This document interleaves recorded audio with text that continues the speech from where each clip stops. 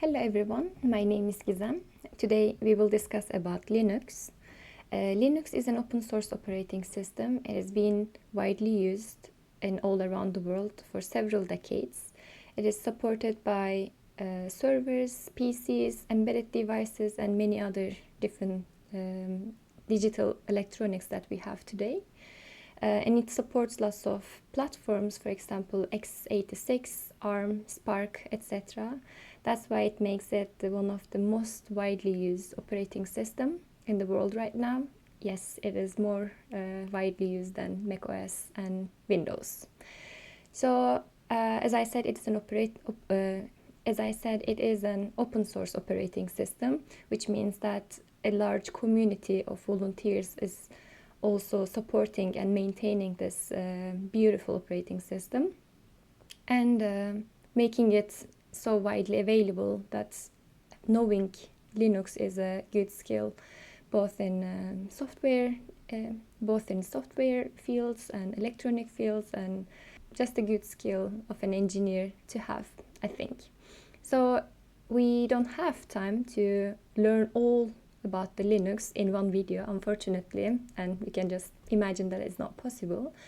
But we will at least get the meat of it and get used to some of the commands and understand how Linux actually works. We are using Ubuntu distribution. There are different distributions of Linux, and I'm using Ubuntu 20.04 in this tutorial, but any Ubuntu will work pretty much the same, or any Linux will work pretty much the same for this level of the tutorials, at this level of the tutorials. So you don't need to worry about it. Yes, before my PC sleeps, let's get started. So first of all, let me show you how Linux looks like. It's a little bit different than Windows or macOS, I think. I don't have much experience with MacBook or in general Apple platforms. I'm an Android user and a Linux lover, open source lover. So if I'm saying something wrong referring to macOS, it is my bad. But at least for the Windows, Linux and Windows look a bit different. So on the left bar, we have the taskbar, and we have applications at the bottom, and we have some shortcuts and open applications on the left bar when we have a new one open.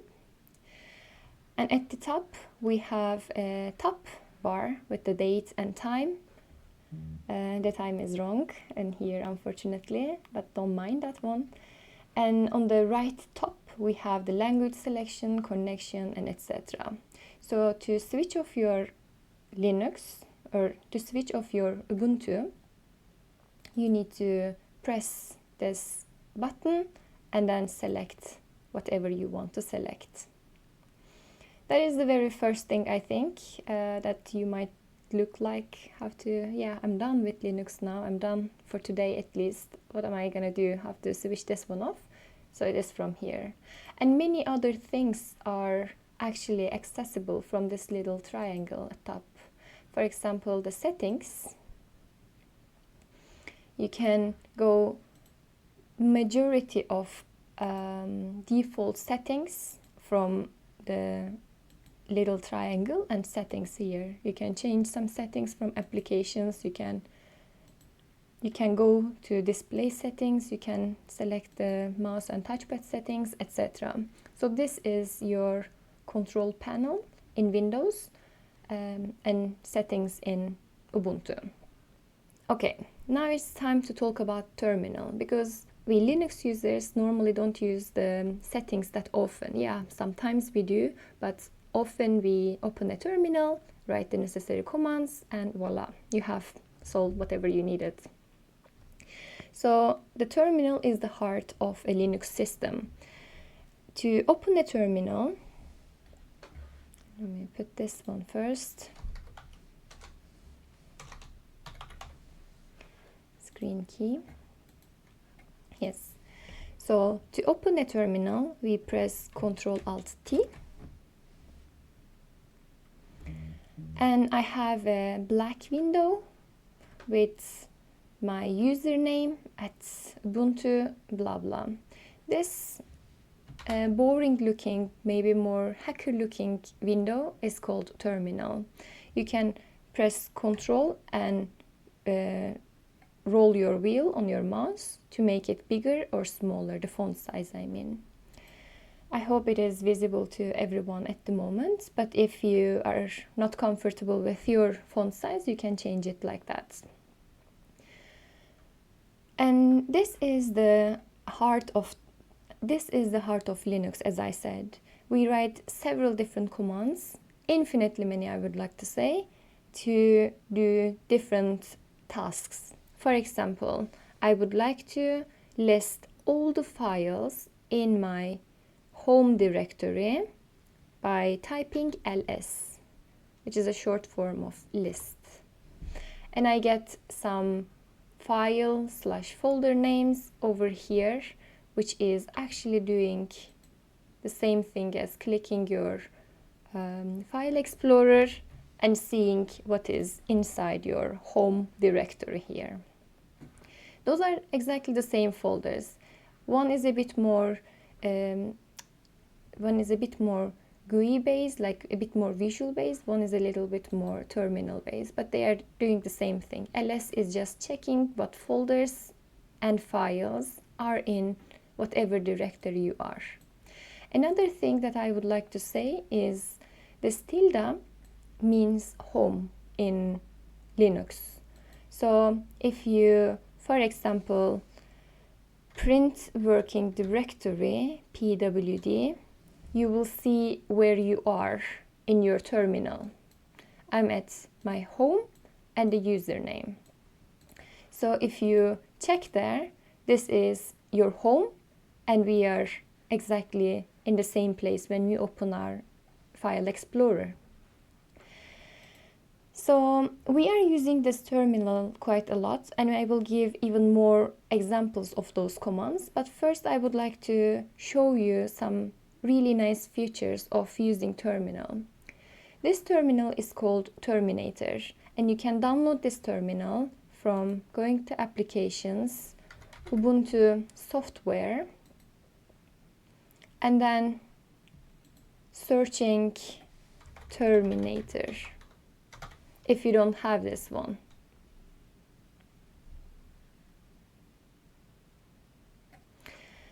Yes, this Terminator is the one that I'm using. There are different terminal applications, but I like this one better. For those who are using our virtual machine, have the Terminator already installed. But for those who are watching this video but not our students, maybe would like to use this terminal, and this is what I am using, just to mention that. The official terminal of Ubuntu looks something like that. So as I said, to open a terminal, you press Ctrl-Alt-T, and you have this one, and I already connected it to my Terminator app. Another way is to go to your file, wherever you want to have the terminal be opened, right-click, and open in terminal. So the official Ubuntu terminal looks more like that, with a purple background and a little bit rounded corners. It does the same thing. It has a little bit less feature, but all the commands work like that, work in here as well. For example, ls will work, print working directory will work as well. You can choose whatever you want, but I like the Terminator better for the following reasons. If I make a full screen, and if I want to do several things at once, I can always open a new terminal with Ctrl-Alt-T. That is fine. But if I want to have all the commands available in front of me, or all the windows/tabs available for me, I would rather divide the display. Ctrl-Shift-E will divide the terminal into two, so I have two terminals now. And I can do something on the left terminal, and I can do something else on the right terminal. Another way of dividing the terminal window is Ctrl-Shift-O. that is gonna make a horizontal division on the selected terminal. That's why I like Terminator better, but again, it is just a matter of preference. Okay, so just to recap one more time, there are different ways of opening a terminal. One is Ctrl-Alt-T, one is with right-click, open in terminal, and the other is if you have already the Terminator or your terminal in the shortcuts, you can just click to that. And another thing, if you have a Visual Studio Code, the terminal in the Visual Studio Code will work exactly the same as the terminal that you have open in here. So 4 ways of using the terminal. I have the Visual Studio Code here. I have my code here, and I can open a new terminal in Visual Studio Code, and this is in a different directory, but I can use the Linux commands without having a problem in here as well.